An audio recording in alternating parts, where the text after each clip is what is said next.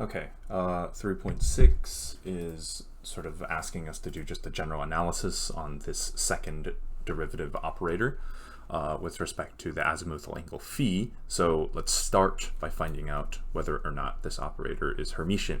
So I'm going to write this out fully via inner product notation. So inner product of f with d2 by d phi squared and f on the right side. So if we write this out in integral notation, this is going to give us the integral from 0 to 2 pi, because remember we're doing phi, which is the azimuthal angle. So instead of from negative infinity to infinity, this is from 0 to 2 pi. F star d2f by d phi squared d phi. And now, we've sort of seen how we actually move this over multiple times. We use integration by parts. We're going to say u is equal to f star, in which case du is going to equal df star by d phi. dv is going to equal d2f by d phi squared d phi, which means that v is going to equal df by d phi. So then, via this integration by parts, we're going to get that this is equal to uv, so f star df by d phi, evaluated from 0 to 2 pi, minus the integral of v du, which is going to be f star, sorry, not u, we want v du, so that's going to be df star by d phi times df by d phi. Close off the integral with the d phi immediately via boundary conditions. In order for my wave function, which is what f is, to actually be normalizable, it has to go to 0 at the end points, in which case for the azimuthal angle is from 0 to 2 pi. Therefore, this is automatically equal to 0. Therefore, this is equal to negative integral from 0 to 2 pi df star by d phi df by d phi d phi. And once again, we use integration by parts a second time, setting u equal to df star by d phi. du is then equal to d2f star by d phi squared d phi, and then dv is equal to df by d phi v therefore is equal to just f, in which case via integration by parts this is uv, so df star d phi times f evaluated from 0 to 2 pi, minus the integral of v du, so d2f star d phi squared times f d phi from 0 to 2 pi. Once again, for the same reason, the boundary conditions here require that this term goes to 0. Therefore, the two negatives cancel out to be a positive. This gives us the integral from 0 to 2 pi of d2f star by d phi squared multiplied by f d phi, in which case we have successfully moved my second derivative with respect to phi over to the left. So this is equal to d2 by d phi squared times f, inner product with f. Therefore, since we've moved it sort of from one side of the inner product to the opposite side without changing it, we can say that q hat is indeed Hermitian. And that is the first part of this problem. Okay, now let's do the second part, which is basically to find the eigenfunctions and the eigenvalues for this setup. So in this case, we're actually going to just plug this into the eigenvalue problem, which is q hat operating on our function of interest is going to give us a eigenvalue little q multiplied by that same function of interest. So if we actually plug in what q hat is in this case, it's going to be d2f by d phi squared is equal to little q times f, where little q is my eigenvalue constant term.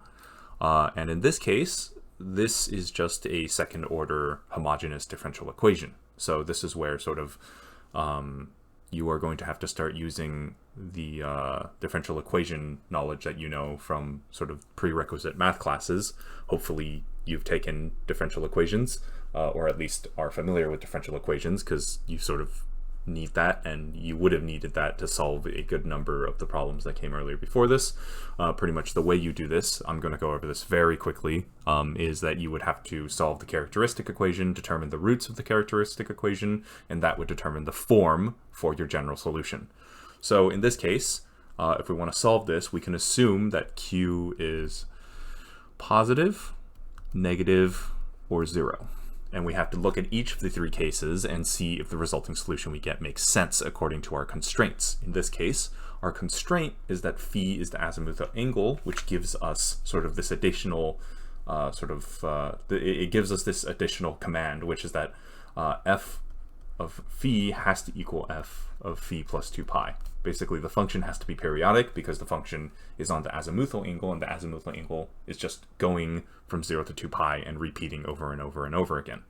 So we plug this in for, we plug in assumed values for Q for these three possible scenarios, find the general solution, see if that general solution agrees with this condition. And that's how we determine whether Q is positive, negative, 0, and then from there we can solve further to actually figure out what values Q can actually take. So let's start off with positive Q. So if Q is positive, then what we're going to do is we're going to set Q, because remember, if you're solving the characteristic equation for this, you're going to end up having to take square roots and stuff. So just to avoid having square roots of Q in your final expression, you can just set Q to be equal to mu squared, where mu is just an arbitrary constant I'm defining. In which case, you have d2f by d phi squared is equal to mu squared times f. If you were to solve this characteristic equation, right, you move this over to the left, d2f d phi squared minus mu squared f is equal to 0. Your characteristic equation has a equal to 1, b equal to 0, c equal to negative mu squared. In which case, your quadratic equation, when you try to find the roots for this, is going to be negative b, which is 0, plus or minus the square root of b squared, which is 0, minus 4ac, so plus 4 mu squared, all divided by 2a, which is just 2. So this is equal to plus minus square root of 4 mu squared over 2, or just equal to plus minus mu.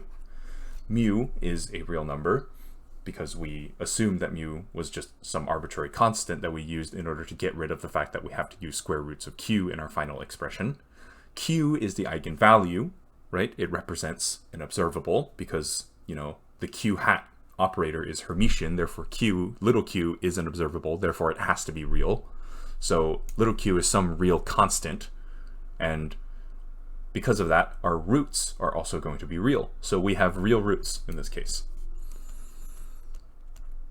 And for second order homogeneous differential equations, when we have real roots, the general formula or the general solution takes on the form of f of phi is equal to some constant c1 times e to some thing r1 times t plus some constant c2 times e to something r2t, in which this case r1 and r2 are going to be your roots. So r1 can be equal to mu and r2 can be equal to negative mu. So hopefully immediately you sort of see the problem here, because this is not resolvable with our current constraint, which is that f of phi has to be periodic, because these are real exponentials, right? There's no way for a real exponential to be periodic, as we sort of, or sorry, this is not t, this is phi. My apologies, I'm mixing up my variables. But as phi sort of increases, these exponentials just get larger and larger. They never sort of double back and become periodic over themselves ever. So because of that, Q is not positive. It just isn't possible to make this condition true, given that our general solution are real exponentials. Next, case 2, let's consider the case where Q is 0.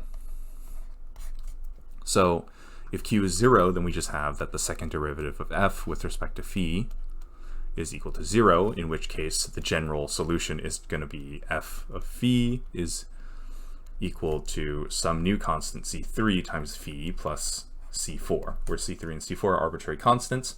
And now let's see if we can make this condition true. So we require that f of phi equal f of phi plus 2 pi. And in this case, it actually is. If we set phi to equal 0, then what that means is that f of phi is always going to equal C4, regardless of what value phi takes on, assuming that phi is equal to 0.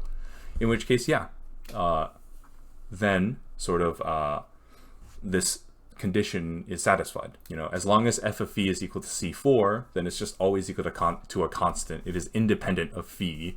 Therefore, as a result of that, this is satisfied. Therefore, q equals 0 is a valid eigenvalue.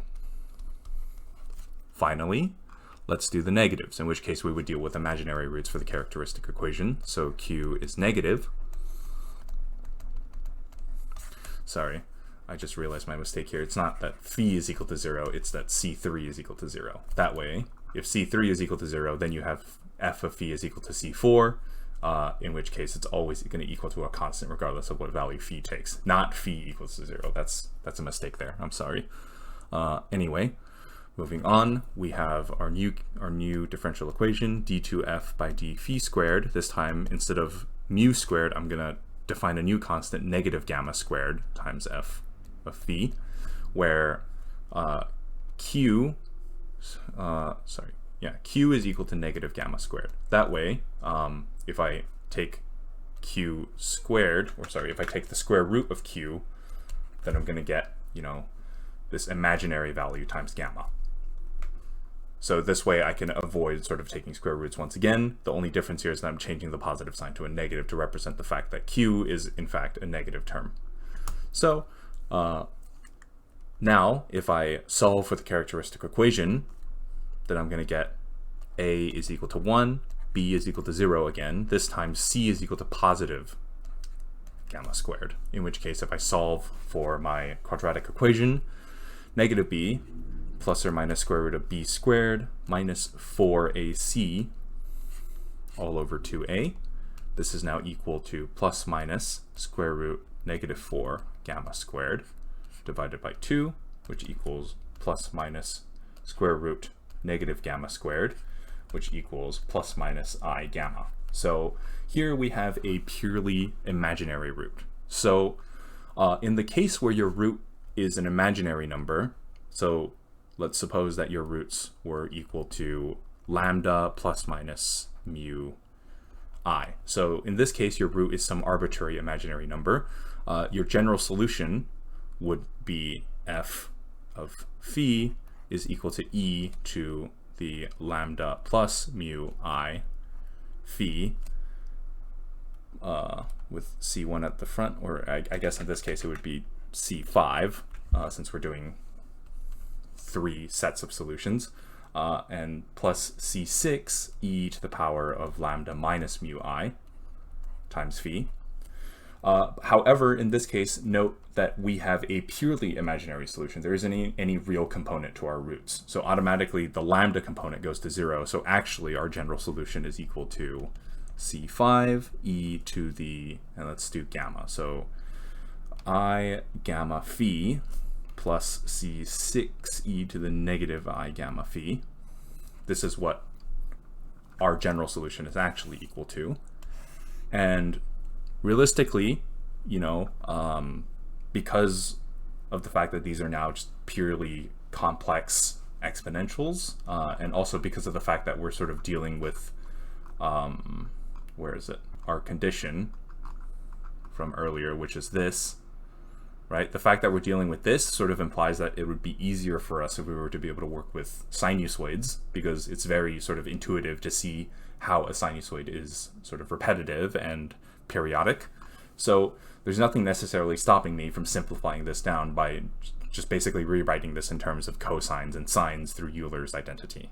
So, you know, Euler's identity is basically this idea that e to the ix can be written as cosine of x plus I sine of x.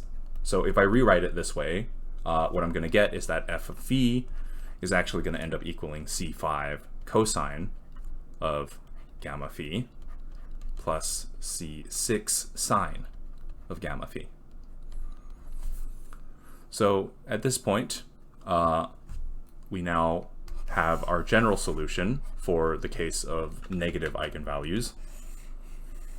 And now I have to apply my condition to see if this is actually true or not. So now let's apply our condition. F of phi has to equal f of phi plus 2 pi. And to sort of apply this condition, note here that at this point we're very close to just being able to solve this. This is obviously true immediately, so, right? If I look at this, this is periodic. Cosine of anything added with 2 pi is going to give me that same value. Sine of anything added with 2 pi is that same value. Obviously, q can be negative. But now, sort of, my next goal is to actually find out what values q can be. Because I know that q can equal 0 from sort of this above expression, and I know that q can be negative, but I don't know what negative values q can actually take. So let's actually try to solve this for C5 and C6 and see if we can get general solutions for q. So to do that, note here that I have two constants, C5 and C6, which implies that I need two conditions and also two equations to make a system of equations to actually solve this. So I have one equation here and one condition.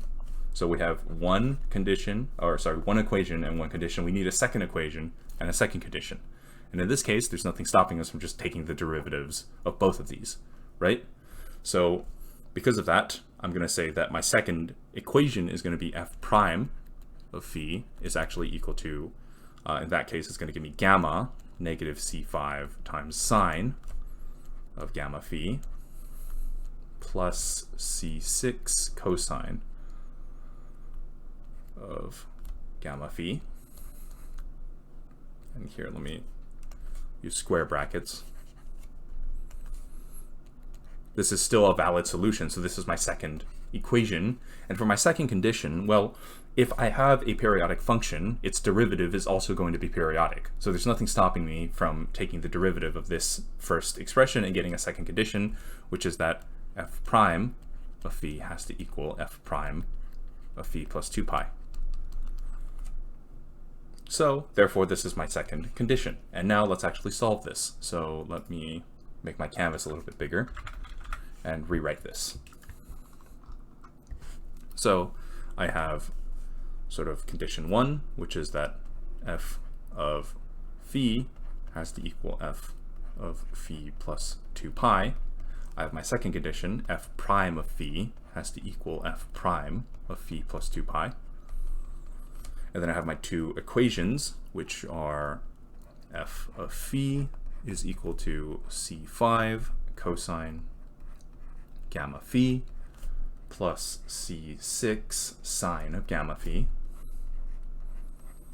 And then I have my second equation, f prime of phi is equal to gamma times negative C5 sine gamma phi plus C6 cosine of gamma phi. So now I can just plug in a value for gamma and see if I can solve this. Well, the easiest value that I can plug in for gamma in this case would be 0. So this automatically goes down and becomes f of 0 is equal to f of 2 pi. And then this bottom one becomes f prime of 0 is equal to f prime of 2 pi. So if I plug in this for gamma, let's see what this gives me. The first condition is going to give me, let's see, what is f of 0? At 0, this is going to be cosine of 0 and sine of 0. Sine of 0 is just 1, cosine of 0 is, or sine of 0 is 0, cosine of 0 is 1. So f of 0 is equal to C5, and this is equal to f of 2 pi. So I'm going to rewrite this, C5 cosine 2 pi gamma plus C6 sine 2 pi gamma.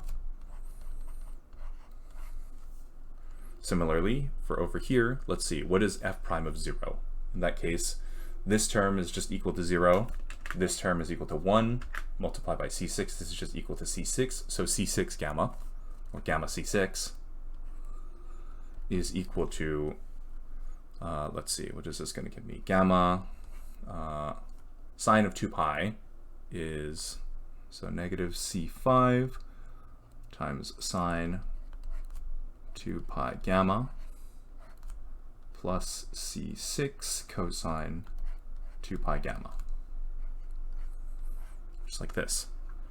Now we can actually just solve this and find the constants in terms of each other. So what I'm going to do is I'm going to solve the first equation up here for C6, in which case I will get C6 sine 2 pi gamma is equal to C5 minus C5 cosine 2 pi gamma, in which case C6 is just equal to 1 minus cosine 2 pi gamma divided by sine 2 pi gamma multiplied by C5 at the front. And now what I'm going to do is I'm going to take this new definition for C6, I'm going to plug it into my bottom equation down over here. So let's write this in green. So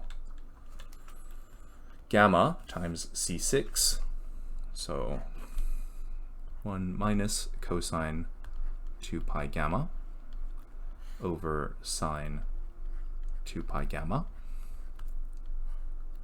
is going to equal gamma times negative C5 sine 2 pi gamma plus 1 minus cosine 2 pi gamma over sine 2 pi gamma times C5 cosine 2 pi gamma.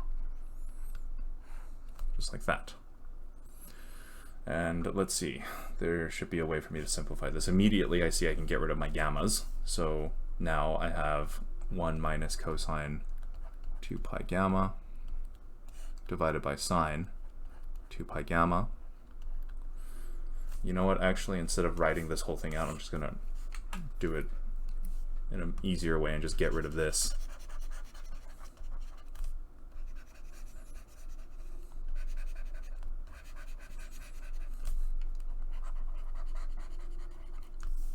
Okay, let's see. At this point, I see that, you know, sort of I can multiply the sine 2 pi gamma at the bottom here over to the right to make it a little bit nicer. 1 minus cosine 2 pi gamma is going to equal negative C5 sine squared 2 pi gamma.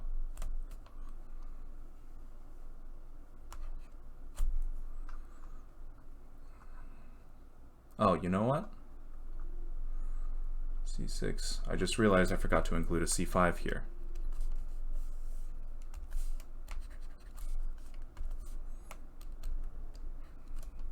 Let's do this and set the C5 over to the left. There we go. Plus 1 minus cosine 2 pi gamma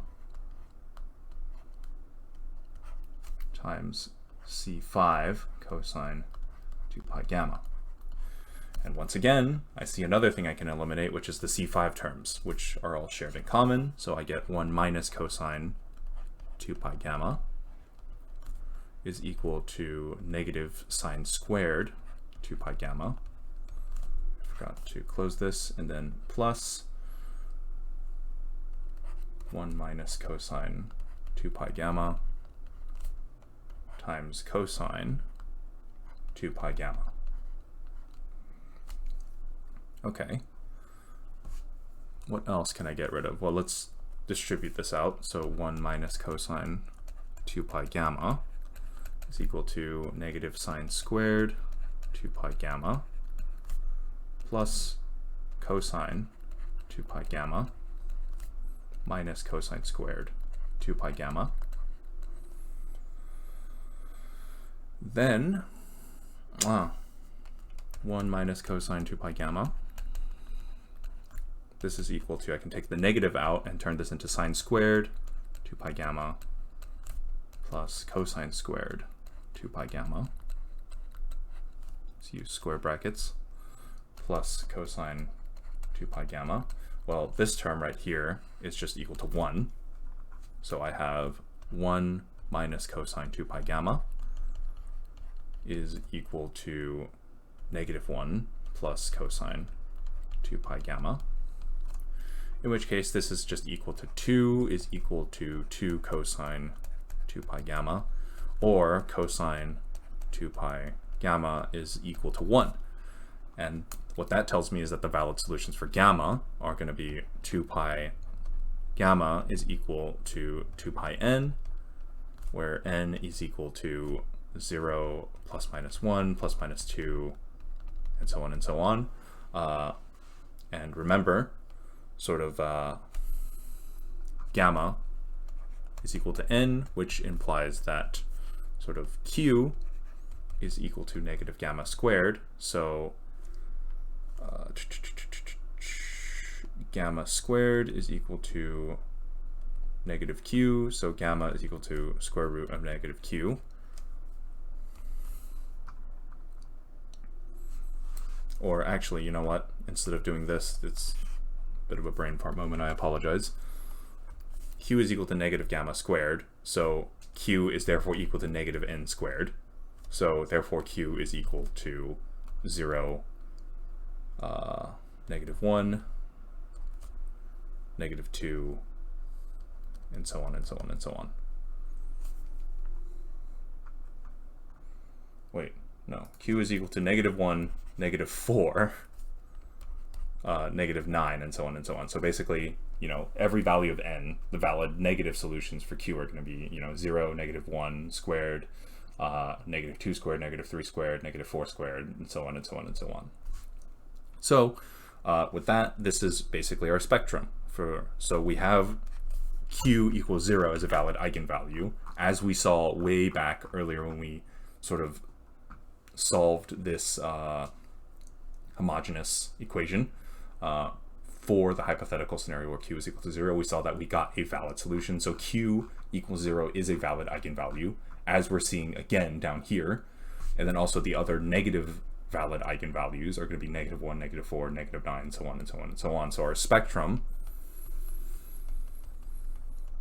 is negative n squared, where n equals 0, plus minus 1, plus minus 2, blah, blah, blah, blah, blah. Finally, final part of this problem is the spectrum degenerate. So in this case, it actually is degenerate, because remember, our eigenvalue equation says that q hat on f is equal to q times f. A spectrum is degenerate when you have multiple eigenfunctions that can give the same eigenvalue. So in this case, our function, our eigenfunction, was found to be 2 linearly independent solutions, as we see here, right? Our 2 linear independent solutions are this thing.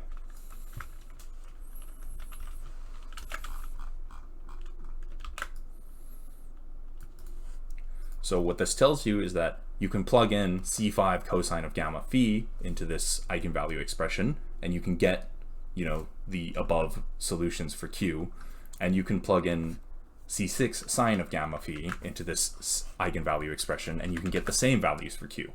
So because of that, there's 2 valid linearly independent eigenfunctions, therefore q is going to be degenerate.